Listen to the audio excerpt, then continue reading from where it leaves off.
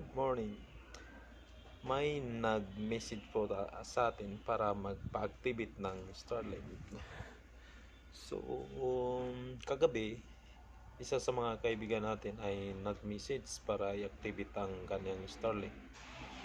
So, pinabukas namin kasi na gabi na, mga around 11 p.m. po yung oras. So, hindi natin antok na tayo, hindi natin ma-activate dahil sa kadailan na antok na tayo. So, pinabukas natin para i-activate ang kanilang Starlink. So, pwede po tayo mag-activate ng Starlink kahit nasa malayo po tayo. Nandito po ako sa provincial capital. Tingnan niyo po. Nasa provincial capital po tayo ngayon. So, ang ating i-activate na Starlink ay nasa sa Tamparan, Lano del Sur. So, ngayon ay umpisa natin i-activate ang kanilang Starlink para magamit nila sa kanilang piso wifi ngayon. So, ang Starlink po ay pwede i-activate kahit nasa ibang lugar ka po. So, kung gusto niyo po malaman paano i-activate ang Starlink kahit nasa malayo po kayo, ay tapusin niyo po ang video na to para matutunan niyo kung paano mag-activate ng Starlink. So, tara mga tol, i-activate natin ang kanyang Starlink. So, umpisa natin i-activate ang kanyang Starlink. Ngayon ay nasa home na tayo ng ating cellphone. So, ako po ay may apps po sa Starlink. So, kapag wala po kayong apps, ay pwede po kayo pumunta sa any browser at i-type lang ang starlink.com para mag-direct kayo sa website ng Starlink. Pero since may apps na ako sa Starlink, ay pwede dito na ako pumasok.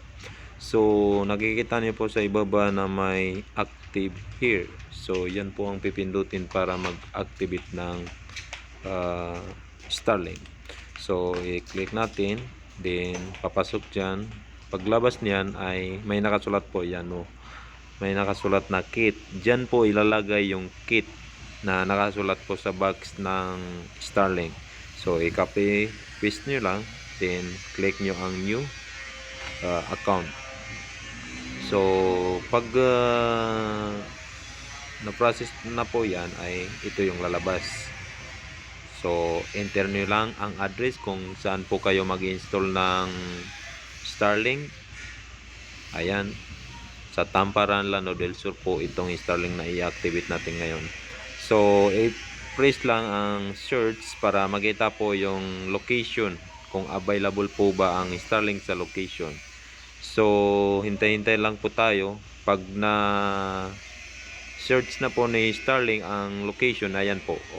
Nawala na po, nag-low na po yung mga service fee ni Starlink. So, pipili po tayo kung alin ang service na i-avail natin. So, ngayon po ay roam service ang i-avail natin. Sa kadahilanan ng sabi ng kaibigan ko po ay para na daw pwede ilipat po sa kahit saan lugar. Kung sakasakali po ay hindi po kumita yung piso wifi nila dun sa Tamparan, ay pwede naman ilipat sa ibang lugar. So, ayan po, continue to check out. Yan po ay i-click lang para mag-proceed ang process ng pag-activate po. So, dito po ay maglalagay ka lang po ng information. Napakadali po mag-activate ng Starlink. Diyan, ayan po. Sa contact information po ay yung pangalan kung sino ang may-ari ng Starlink. So, first name, last name, phone number, at saka email. Dito po sa account address, yan zip code yan, at saka postal address ay yung lugar po kung saan po kayo mag-install ng Starlink.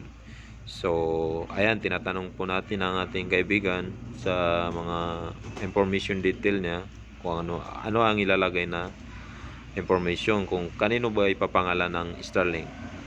So,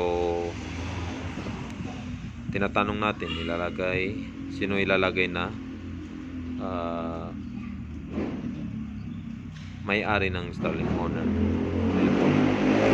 So, sabi niya sa akin ay siya na po ang ilalagay dito na owner. So, ayun si Alimar Maruhum. Saka yan, binigay sa atin ang kanyang ano ba yan? Email. So, maglalagay na po ako ng kanyang details. Ayan, inuna po natin ang kanyang email. So, i-type natin dito ang pangalan, first name ng owner ng ano ba yan? Starlink. So, kailangan din po yung cellphone number. So, tatanungin natin kung ano ang kanyang cellphone number. Ito po ay actual po na pag-activate ng kanyang Starlink. Habang ina-activate po natin ay kasalukuyan naman na kausap natin siya sa Messenger. So, ayan po. Hinihintay ko pa bigay sa atin ang kanyang number.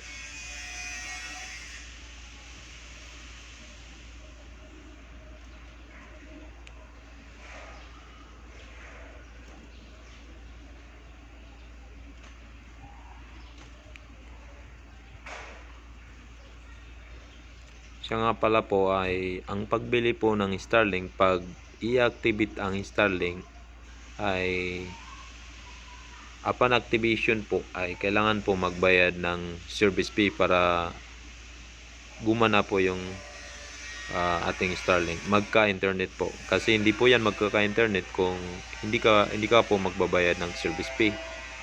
So upon activation, diretso na bayaran ang kanyang service plan. So dito po ay kanina ay ROM po ang napili ng kaibigan natin na service plan ng Starlink.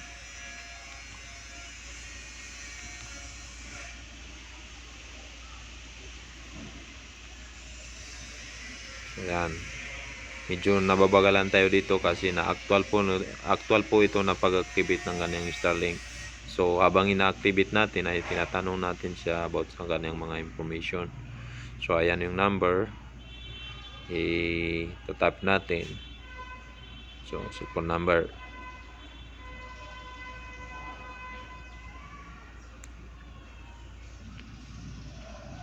78599228. Okay, dito na tayo sa baba sa kompleto na, no? Dito na tayo sa baba, chip code ng Tamparan. So titingnan natin kung saan yung may na-send na zip code ng Tamparan, Lanao del Sur.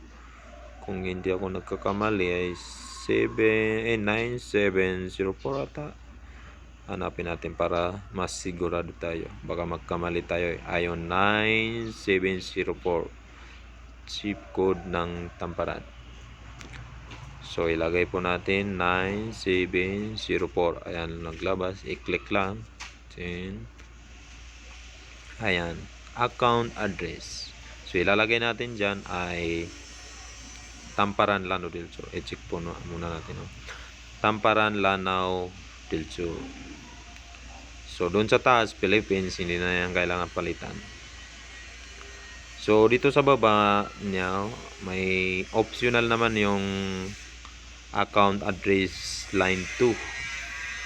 So tandaan po, yung Tamparan, Lanao del Sur, kung wala po mga street at saka building dyan, kailangan po yan lagyan ng 1 sa dulo po ng Tamparan, Lanao del Sur. Yung sur lalagyan po ng 1 sa dulo kapag wala pong mga street ang exact location ng area po, address ng ilalagay po.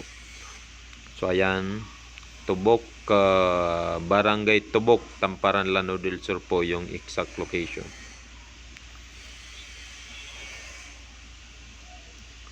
yan po yung please order. Pag natapos na po yung input nyo na information, ay pindutin lang po yung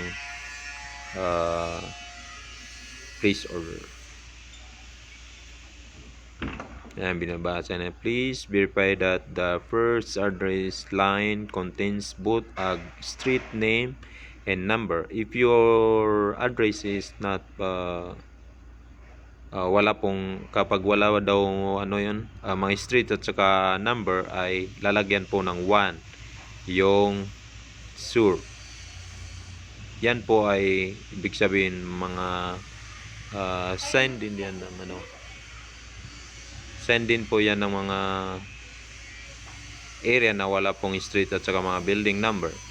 So ilalagay po dyan sa service na yan. Ayun, pwede natin i-place order. So naka-place order na tayo. Dito naman ay lumabas na yung billing information. So ngayon, wala po siyang may bigay na, sabi niya sa akin, wala po siyang may bigay na bank information para sa kanyang billing. So temporarily, gagamitin natin yung ating Maya account, yung virtual card po natin.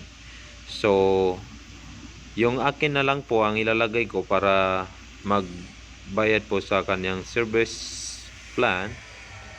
So